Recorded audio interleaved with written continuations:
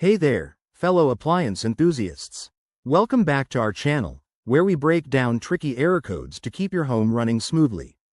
Today, we're diving into the F18 error code on your Miele dishwasher from the 2025 models. If you've ever stared at that blinking light wondering what's gone wrong, you're in the right place.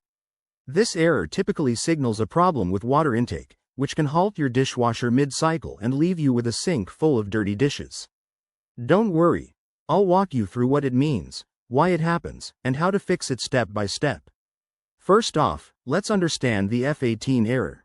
In Miele dishwashers, F18 usually points to an issue with the water supply system. This could be due to low water pressure, a kinked inlet hose, or even a faulty valve.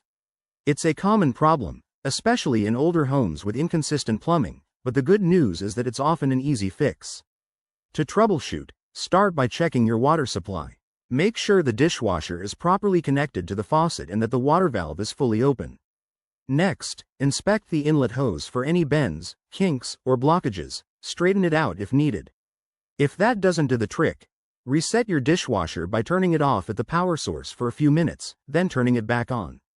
This simple reboot can clear temporary glitches. If the error persists, you might need to delve deeper. Test your home's water pressure. It should be at least 0.03 to 1 megapascal for Miele models.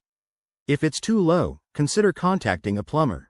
In some cases, the inlet valve or flow sensor could be defective, which might require a professional repair or replacing parts. Always check the user manual for your 2025 model specifics. Remember, safety first. Never attempt repairs if you're unsure, as dishwashers involve electrical components. Once resolved, your dishwasher should be back to sparkling dishes in no time. If you found this helpful, give it a thumbs up, subscribe for more home tech tips, and drop a comment if you have questions. Thanks for watching, and I'll see you in the next video.